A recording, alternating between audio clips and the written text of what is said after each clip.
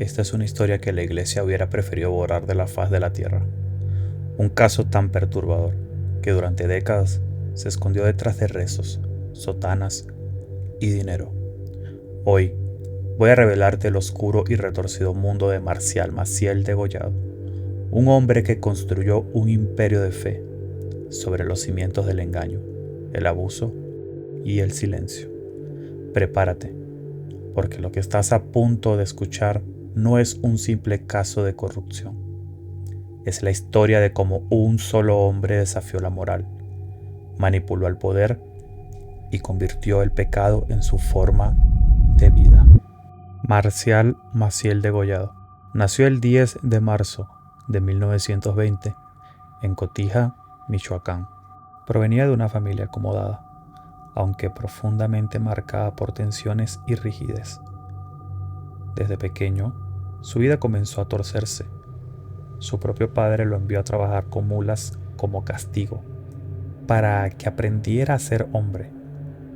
Durante ese tiempo, el pequeño Maciel habría sido víctima de abusos a manos de los conductores de esas bestias. Ese trauma inicial, aunque no lo justifica, sembró las raíces de una mente perturbada, un cóctel de resentimiento, vulnerabilidad, ambición desmedida y un deseo obsesivo de poder y control. Años después, ya como joven seminarista, Maciel decidió entregarse al sacerdocio. En 1941 fundó la congregación Legionarios de Cristo y más tarde el movimiento laico Regnum Christi. Su carisma era magnético. Su habilidad para atraer dinero, seguidores y vocaciones lo convirtió en una de las figuras más influyentes dentro de la Iglesia Católica. Pero desde el inicio hubo señales de alarma. Maciel era adicto a narcóticos, mostraba conductas autoritarias y controladoras, y construyó a su alrededor un mito personal que lo presentaba como un santo en vida. Bajo esa fachada de devoción, comenzaba a levantarse un imperio oscuro. Los legionarios de Cristo crecieron con una velocidad desconcertante. Su red se extendía por todo el mundo. Colegios, seminarios, fundaciones y una maquinaria millonaria sostenida por ricos benefactores. Ese éxito se convirtió en su mejor escudo. La reputación, el dinero y los vínculos con la élite eclesiástica blindaron a Maciel contra cualquier acusación. Según varios reportes, fue el mayor recaudador de fondos de la Iglesia Católica moderna y, al mismo tiempo, uno de los más crueles depredadores que esa institución haya albergado. Dentro de sus seminarios, el ambiente era casi militar. Obediencia ciega, silencio absoluto, castigos, manipulación psicológica. Nadie se atrevía a cuestionarlo. Él no podía fallar, decían, o si fallaba, nadie lo veía. Ya desde la década de 1970 comenzaron a surgir las primeras denuncias. Seminaristas y menores de edad que afirmaban haber sido abusados sexualmente por él. Muchos callaron durante años, atados por el miedo, el adoctrinamiento y la vergüenza. Un compañero mío me dijo que nuestro padre me mandaba llamar a la enfermería. Y ahí dentro, junto a la ventana, estaba otro hombre en la penumbra. Me dijo que él sufría una enfermedad y que él tenía un permiso especial del Santo Padre, Pío XII, para que unas religiosas, que yo entendí como enfermeras, le dieran masajes en sus partes íntimas porque él sufría de una especie de como atrapamiento seminal con la orina. Cuando me pidió si yo quería darle estos masajes, yo me sentí mal, me sentí nervioso, confundido, y él abrió la sábana, metió mi mano y estaba en paños menores, pero con el miembro enteramente erguido.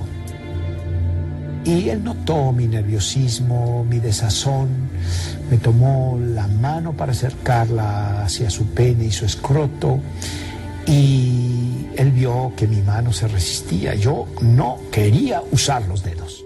En 1998, un grupo de víctimas presentó cargos formales ante el Vaticano, pero el proceso fue lento, tortuoso.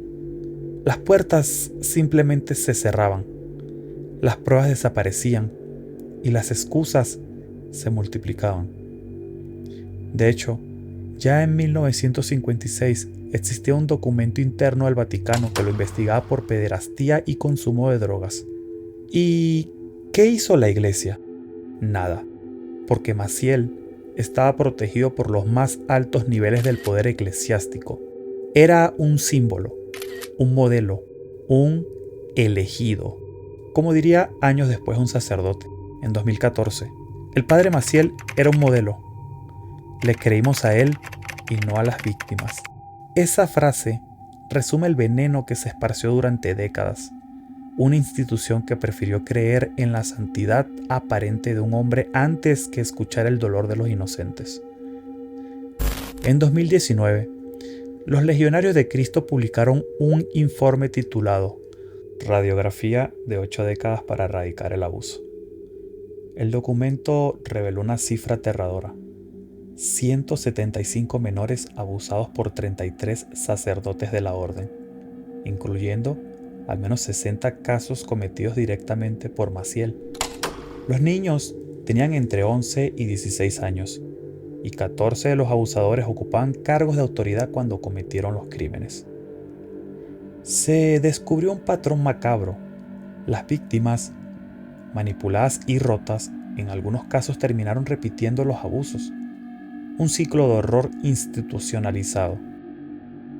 Y lo más escalofriante, el Vaticano sabía de estas conductas desde 1956. Detrás de la imagen del sacerdote ejemplar, Maciel lleva una doble vida. Tuvo al menos 6 hijos con 3 mujeres diferentes. Consumía drogas. Llevaba una existencia de lujos y abusos. Y manipulaba a sus seguidores con una frialdad espeluznante.